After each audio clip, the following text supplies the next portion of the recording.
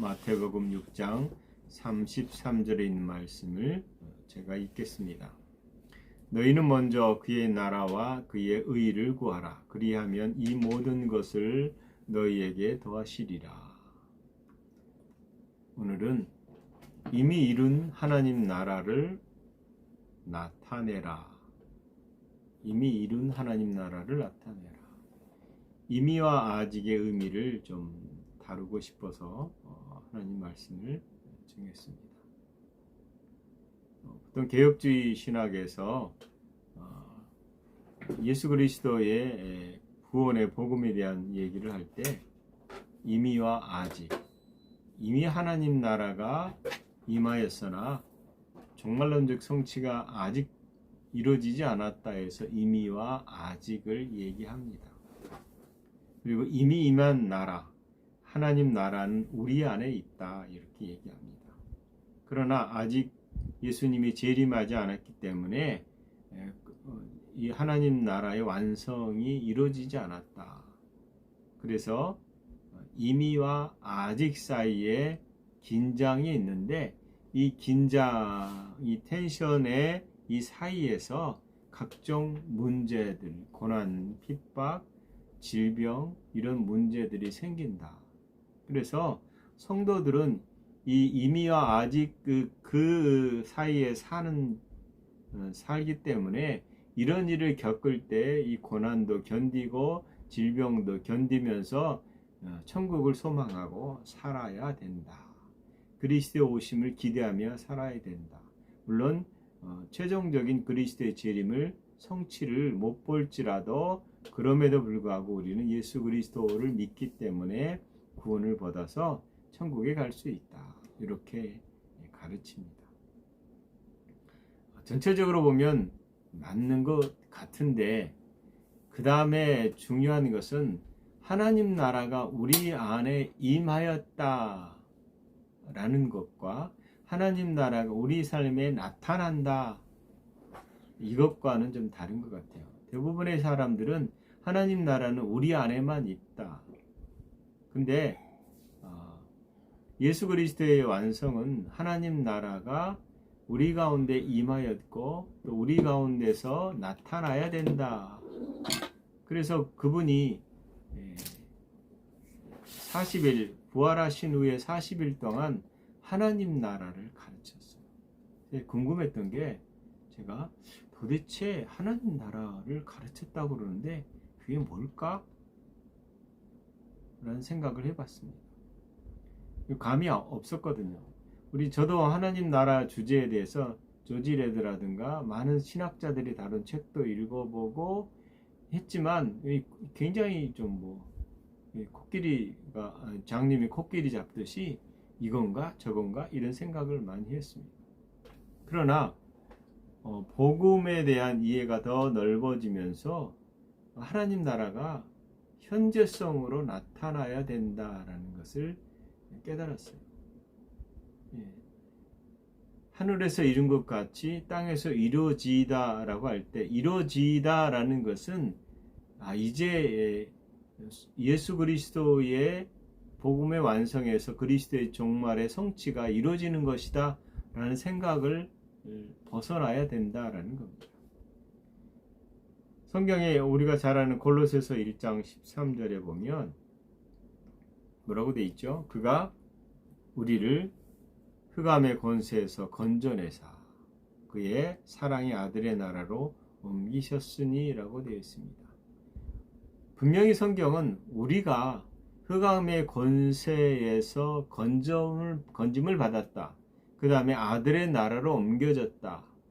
여러분, 아들의 나라로 옮겨졌다라는 옮김은 실제입니다. 그리고 우리는 옮겨졌습니다. 그런데 옮겨졌다고 말할 때 나는 여기 있고 옮겨진 것은 또 어디냐 이렇게 생각하게 되죠. 옮겨진 영역은 영입니다. 우리의 몸과 육체는 아직 이 땅에 있죠. 그러나 법정적으로 예수 그리스도의 십자가의 구속은 영혼 육 전체입니다. 그러므로 우리의 마음과 몸이 여기 있지만 법정적으로는 우리의 마음과 몸도 새롭게 하셨다라고 성경은 말합니다. 그렇기 때문에 하늘에 이미 구속을 이룬 이 완성을 이 땅에다가 선포하며 이 땅에서 구원받은 자들이 구원을 이루어가는 삶을 살아가야 된다. 다시 말하면 하나님 나라가 이미 임하였고 그 이미 임한 하늘에 이룬 것을 땅에다가 나타내는 것, 영의 영역 것을 우리 이 삶에 그대로 나타내게 하는 것. 그래서 하늘에서 이룬 것 같이 땅에서 이루어진다, 이렇게 말하는 거죠. 그래서 구원을 받았지만 구원을 이뤄가야 되는 부분에서 우리 마음이 새롭게 되어야 되고, 우리의 몸은 이미 구속받았기 때문에 구속받은 것을 얘기하므로 우리 몸도 이 땅에서 강건하게 사는 것입니다. 그래서 바울은 우리를 하나님 나라에 들어간 자, 하늘에 속한 자, 그 다음에 하늘에 신령한 모든 복을 받은 자라고 규정합니다. 이렇게 말하지만 그 진리를 선포하는 그리스도인들이 이 진리에 대한 이해가 부족하다라는 거죠. 그리고 모든 진리를 자신의 머리의 한계에서만 이해하고 받아들인다라는 것입니다. 제가 많은 분들을 복음을 나눌 때에 우리가 아는 것 같이 다 아는 것 같아요. 이미와 아직이란 얘기를 하는데 비스크름한데 유사한데 실제로는 결이 다르다라는 것을 알 수가 있습니다. 거듭난 내가 영입니다. 이 나라는 존재를 이해할 때 나는 영이거든요. 그래서 나는 이미 그리스도와 함께 하나님 보좌에 앉혀 있다라고 누누이 강조했습니다. 함께 죽고 함께 장사돼서 함께 고통받고 그리고 함께 살아나서 함께 승천한 자, 그리고 함께 승천해서 그리스도와 함께 승천해서 그리스도와 함께 보좌에 앉혀 있는 나. 그래서 그 나라는 영의 존재는 이미 아버지 하나님과 하나예요. 한 영으로서 하나로서 존재한다. 이게 삼위일체를 얘기하는 것이 아니에요. 우리는 영적인 존재로서의 우리 자신에 대한 위치를 얘기하는 것입니다. 그런데 우리의 몸과 마음의 감정은 실제로 그것을 이해하기가 어렵다라는 것입니다. 하나님이 원하시는 것은 그런 것들을 이해하기 전에 믿음으로 그걸 이 진리를 받아들여라라고 요구합니다. 우리는 이미 그의 아들 안에 있고 하나님 나라에 들어간 자들입니다. 그리고 예수 안에서 예수님이 받았던 모든 승리를 통해 받았던 유산들을 우리가 동일하게 공동으로 소유하는 자다. 그래서 우리가 이 사실을 믿음으로 수납하는데 수납되지 않는 이유, 잘 받아들이지 않는 이유는 우리 생각이 영에 머물러 있지 않고 육신에 머물러 있어서 그럽니다. 우리의 인식의 방법은 항상 오감입니다. 그래서 합리적이거나 이성적이지 않은 초월적 계시의 지식은 쉽게 받아들일 수 없는 것입니다. 여러분, 아담이 타락한 이후로 자연스러웠던 계시의 지식은 더 이상 우리 영을 통해서 우리 가운데 나타나지 않습니다. 그래서 하나님의 생명과 연합되지 않은 인간은 몸과 연합한 이 혼이 육신의 생각을 따라 살 수 있는 지식들을 만들어내는 것입니다. 그래서 우리가 거듭나는 순간 하나님의 생명이 우리 가운데 다시 들어오고 우리는 생명이 됐습니다. 그리고 하나님으로부터 태어난 자녀가 됐다라고 얘기합니다. 문제는 뭐냐면 우리가 태어났다. 예를 들어 태어나면 그 태어난 나라의 그 문화와 지식들을 습득합니다. 그리고 어느 순간 성인이 되면 각각의 생각을 가지고 그 삶을 살아가게 되어 있습니다. 그래서 그 사람이 그 문화에 얼마나 습득자라고 많이 알고 있느냐에 따라서 그는 그 사회에서 탁월한 자가 되고 탁월하지 않은 자가 됩니다. 마찬가지로 그 지역에 사는 사람들은 그 지역에 쉽게 동화되고 그 지역의 문화와 습관과 행동과 언어들을 쓰게 돼 있다라는 거예요. 그리스도인들의 영적 출생은 이런 동일한 과정을 겪게 되어 있습니다. 영으로는 이미 하나님 나라에 태어났지만 거듭난 그 사람의 마음과 육신은 영의 영역 것을 따라가지 못합니다. 왜? 보이지도 않고 그렇게 생각한 적도 없기 때문에 이제 몸의 습성, 그 다음에 마음의 생각들이 여전히 변하지 않고 이 땅에 내가 태어난 영역에 머물러 있다라는 겁니다. 그러나 중요한 사실은 그리스도인은 더 이상 육신에 있지 않고 영에 있다라고 성경은 말합니다. 거듭난 우리는 육신에 있지 않고 영에 있습니다. 그러므로 영에 있다는 것은 하늘의 모든 것과 연결되어 있다. 그리고 그 하늘의 것을 이제는 배우고 모방하고 하늘의 것을 따라서 말하고 행동하는 것으로 삶이 바뀌어야 된다라는 겁니다. 그러기 위해서는 어떻게 해야 돼요?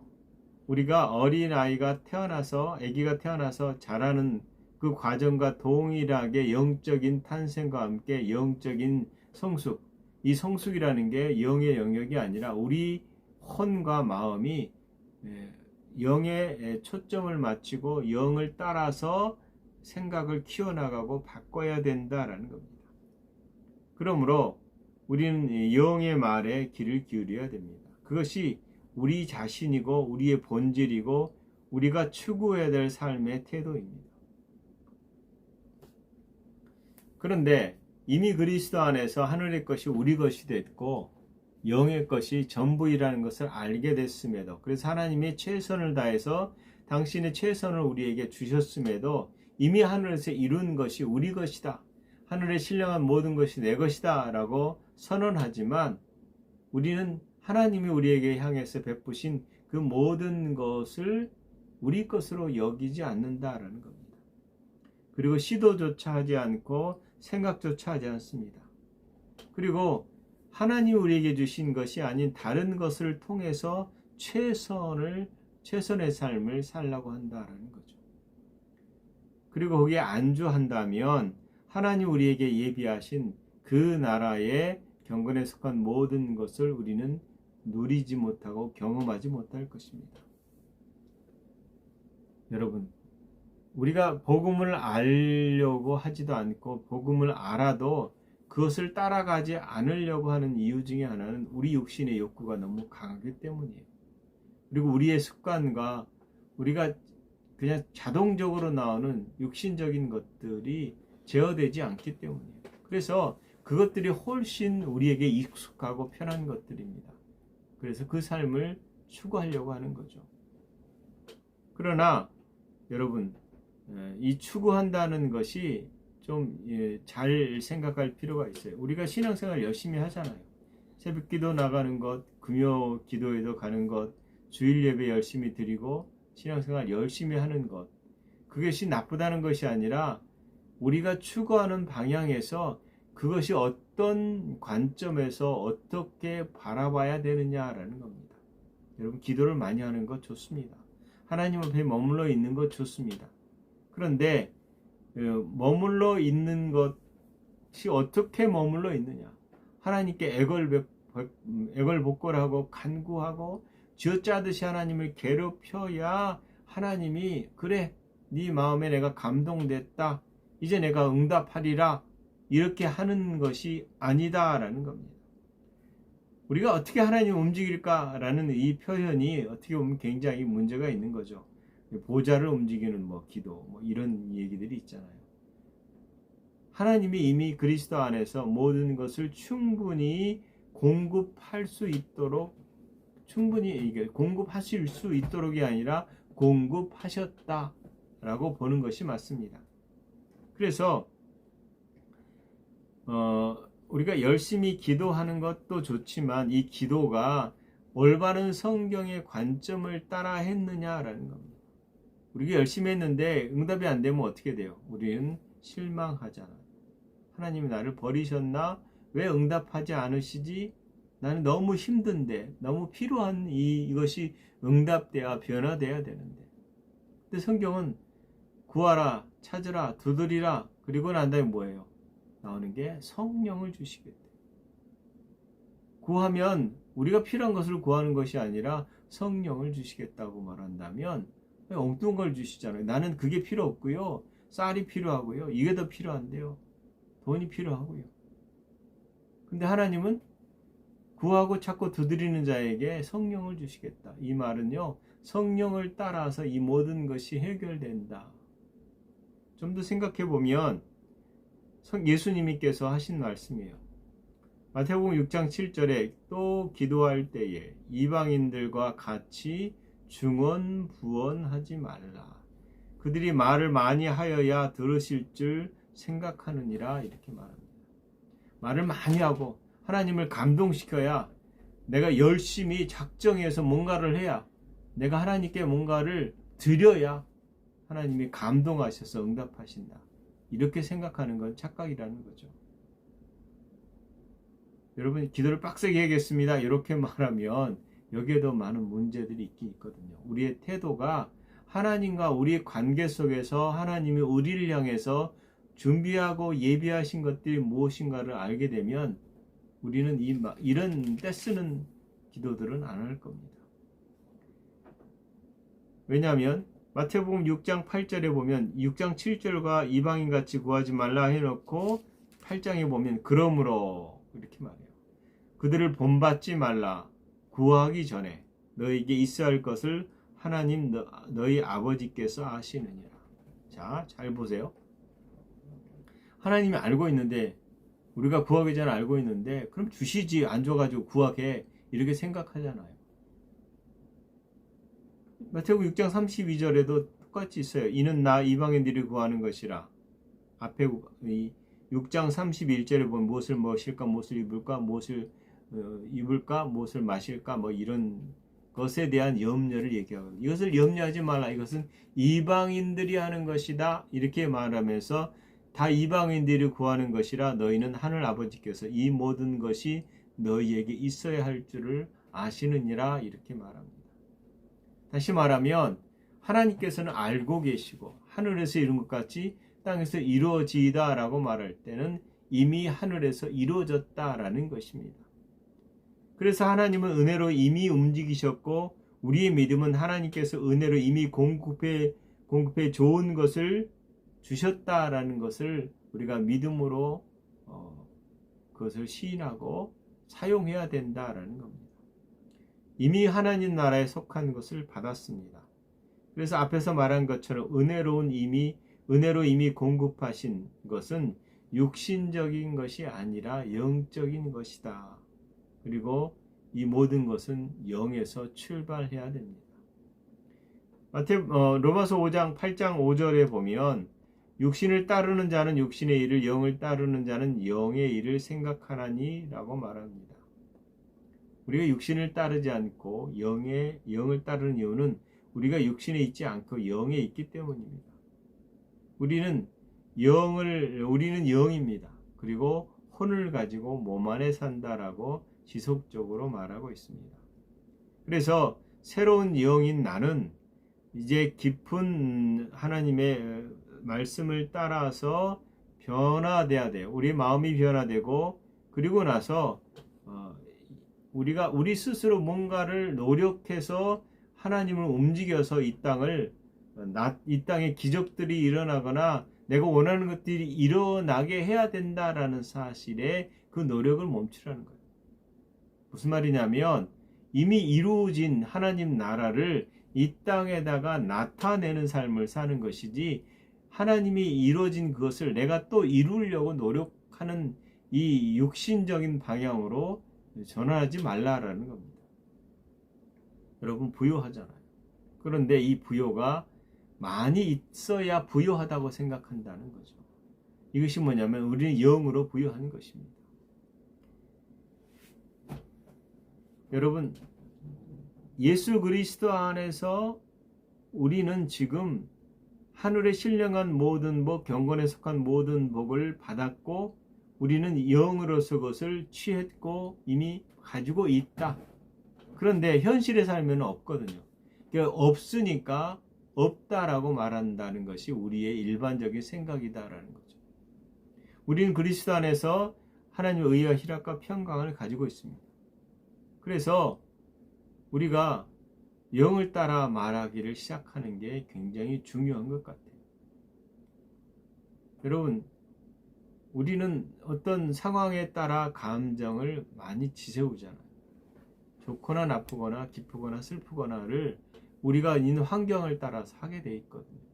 이게 당연하지 않냐라고 말하는데 여러분, 근심이 생겼는데 성경은 항상 기뻐하래요. 어떻게 기뻐해요? 근심이 생겼는데. 쉬지 말고 기도하라. 기도할 시간이 없는데요. 우리에게 방언을 주셨어요. 범사에 감사하라. 이게 뭐냐면 영이라서 가능한 건데 우리는 혼을 따라 육신을 따라서 이걸 하기 때문에 이 항상 기뻐하고 범사에 감사하고 쉬지 말고 기다리는 이게 안 된다라는 겁니다. 모든 것이 상관없다라는 거죠. 근데 성경은 영을 따라가면 우리의 생각이 바뀔 수 있다라는 거예요. 항상 상쾌합니다. 이게 잘 안 되는 게 저도 알아요.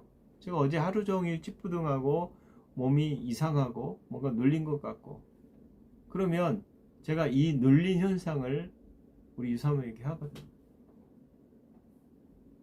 근데 유사모가 아니 말씀은 그렇게 가르쳐놓고 본인은 왜 안 해? 이렇게 말해요. 그게 말이 맞죠. 그래서 바꾸자 그러고 또 제가 바꿔봅니다. 근데 바꾼다고 해서 이게 확 전환되느냐? 절대 그러진 않아요. 그럼에도 불구하고 말씀에는 문제가 없다면 바뀔 겁니다. 그리고 바뀝니다. 그렇다면 그렇게 우리가 전환하는 훈련을 해야 되는 거죠. 연습해야 된다는 사실입니다. 여러분, 이것이 뇌 연구가들에도 이런 주장들을 해요. 이게 성경에 있는 얘기인데 성경에 있는 것을 희한하게도 자기 개발하는 사람들의 책들을 보면 있어요. 그러면 성경이 앞서느냐 이게 앞서느냐 할 때 성경이 출발이죠. 전제가 좀 다를 뿐입니다. 잠언 18장 21절에 죽고 사는 것이 혀의 힘에 달렸나니 혀를 쓰기를 좋아하는 자는 혀의 열매를 먹으리라. 혀의 열매를 먹고 산다. 여러분, 말은 이 세상을 만들었습니다. 하나님 말씀이 세상을 만들었고 하나님 말씀이 세상을 움직였어요. 예수님이 이 땅에서 그 일을 하셨잖아요. 예수님이 무화과 나무를 향해서 말을 할 때에 여러분 무화과 나무에게 물리적 힘을 가한 것이 없거든요. 그럼에도 불구하고 무화과 나무가 죽었습니다. 선포된 말로만으로 나무를 죽일 수 있다면 여러분 이상하지 않아요?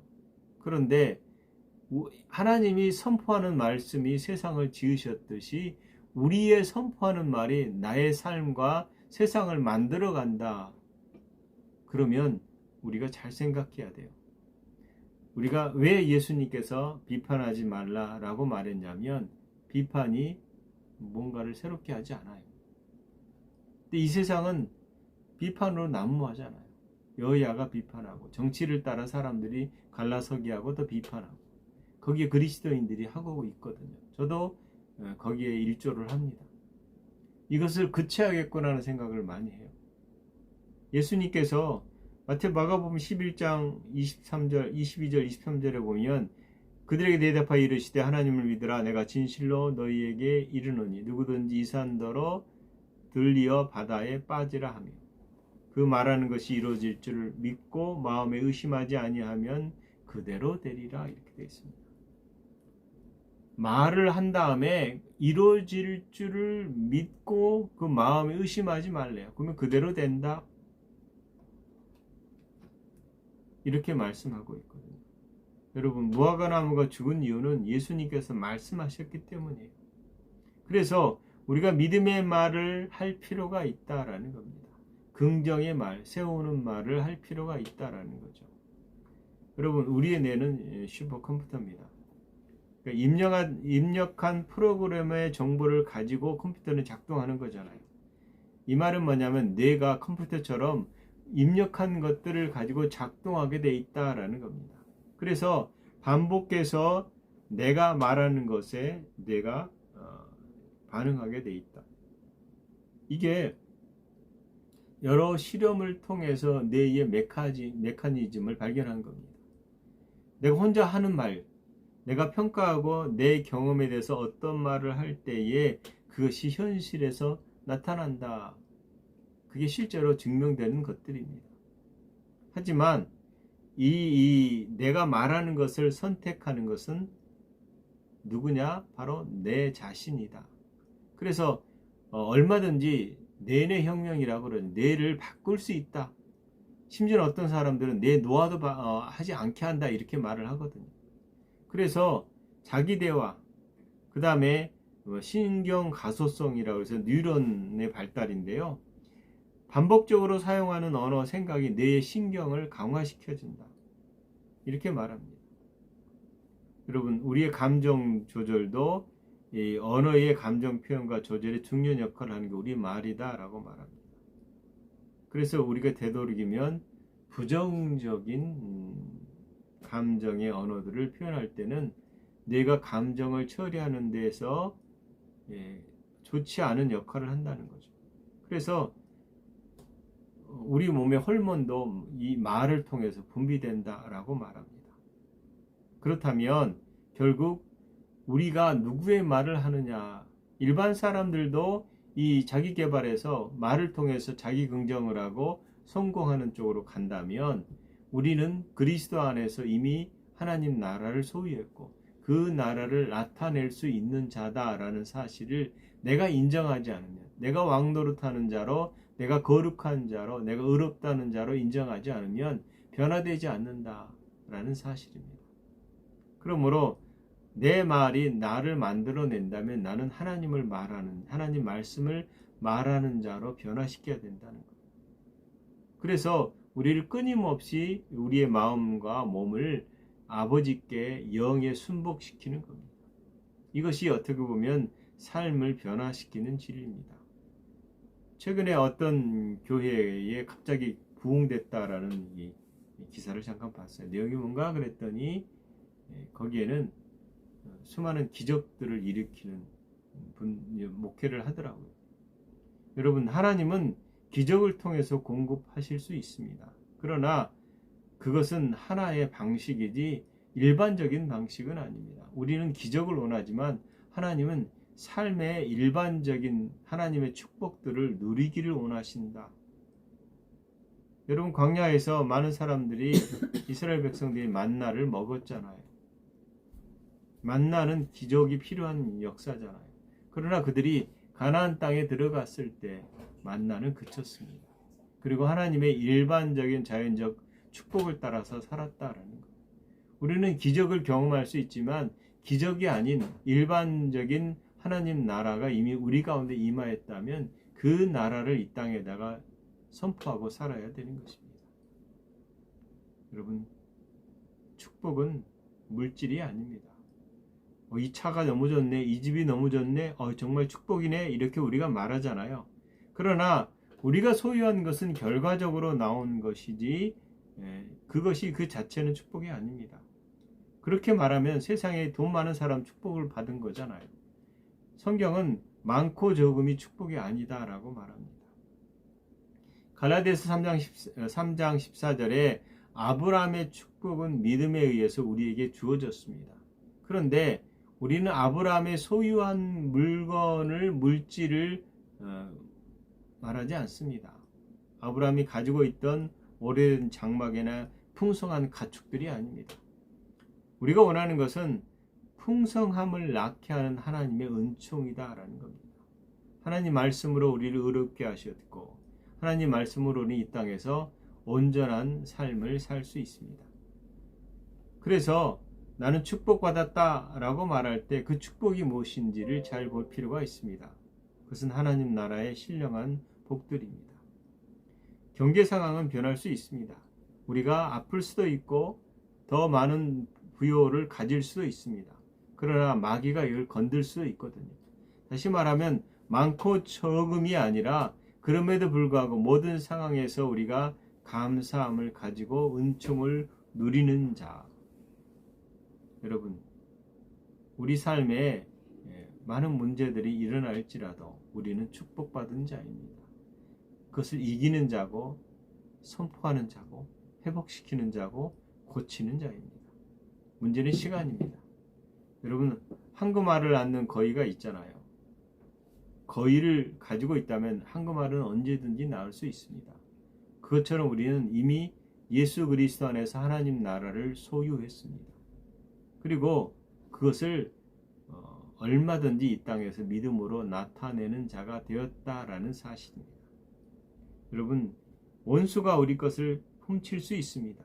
그러나 성경은 뭐라고 얘기하냐면 들키면 7배를 갚아야 하리니 심지어 자기 집에 있는 것을 다 내어주게 되리라 이렇게 말합니다. 그렇다면 사단이 도둑질했다는 것은 사단에게 되돌려줄 때 7배로 갚아라라고 요구할 만큼 우리는 믿음의 능력을, 역사를, 그리고 그 권리가 가지고 있다라는 겁니다. 그래서 여러분, 하나님의 말씀을 믿고 그 말씀대로 적용하고 사는 삶을 살아야 되는 것입니다. 지난 9월 5일 날 경기도 평택시에서 이 물품 창고에 화재가 일어났다라는 기사가 떴습니다. 기사를 보니까 제목이 믿고 뛰어내려라. 소방당국이 순찰 중에 화재 신고를 받았어요. 근데 신고를 받기 전에 경찰서에서 그쪽으로 먼저 도착했어요. 근데 도착했는데 불이 건물지에 둘러싸고 이렇게 올라가는 그 위에 한 아이가 있어요. 근데 경찰 2사람이 그 상황을 보고 구조를 해보려고 들어가려고 그러는데 건물에 들어갈 수가 없는 상황에서 이 사람들이 그 아이를 향해서 야, 아저씨가 우리가 받아줄 테니까 뛰어내려 라고 말했습니다. 그 아이는 3층에 있었나 봐요. 그러니까 우리를 믿고 뛰어내려라 하고 그 말을 믿고 뛰어내려서 아이가 살았어요. 조금 다쳤지만 큰 문제 없이 살아났다라고 얘기합니다. 하나님 원하시는 건 나의 믿음을 가지고 나의 믿음으로 살아라. 내가 너희에게 준 모든 것은 이미 가지고 있고 소유하고 있다. 그래서 우리가 먼저 그의 나라와 그의 의를 구하라. 그리하면 이 모든 것을 너희에게 더하여 주시리라. 이 말씀이요. 하나님께서는 이미 우리에게 하나님 나라를 주셨어요. 우리는 거룩하게 됐어요.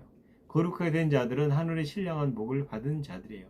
이미 아직 그리스도께서 오진 않았지만 그리스도인들은 이미 가진 그 나라를 이 땅에 선포하고 나타내고 할 수 있는 자들이다라는 사실입니다. 여러분, 아무것도 염려하지 말고 오직 기도와 간구로 너희 구할 것을 감사함으로 하나님께 아뢰라 라고 말합니다. 염려하지 맙시다. 그리고 주의 말씀대로 이 땅에서 하나님 뜻을 따라 사는 여러분 되시기를 예수 그리스도의 이름으로 축원합니다. 기도하겠습니다. 하나님, 우리가 이미 아들의 나라에 있음을 감사합니다. 우리가 하나님 나라를 우리에게 주셨으므로 그 나라에 우리가 있고 또 그 나라에서 아버지의 삶을, 예수 그리스도의 삶을 살 수 있게 하신 것을 감사를 드립니다. 우리는 부족함이 없습니다. 눈에 보이는 것은 부족하고 염려하고 걱정이 일어날 수밖에 없지만 우리가 보이지 않는 것을 주목함을 따라서 보이지 않는 세계를 나타내는 삶을 살게 하시니 감사합니다. 우리가 더 열심히 그리스도 안에 있는 것을 우리 것으로 시인하고 고백함을 통해서 우리가 이 땅을 경영하는 자로 온전히 서게 하시옵소서. 예수님 안에서 아버지와 사귐 있게 하시고 그 깊은 교제 가운데서 성령께서 주시는 생명의 능력을 따라서 이 땅에서 온전한 자녀의 삶을 살게 하시옵소서. 감사합니다. 예수님 이름으로 기도합니다. 아멘.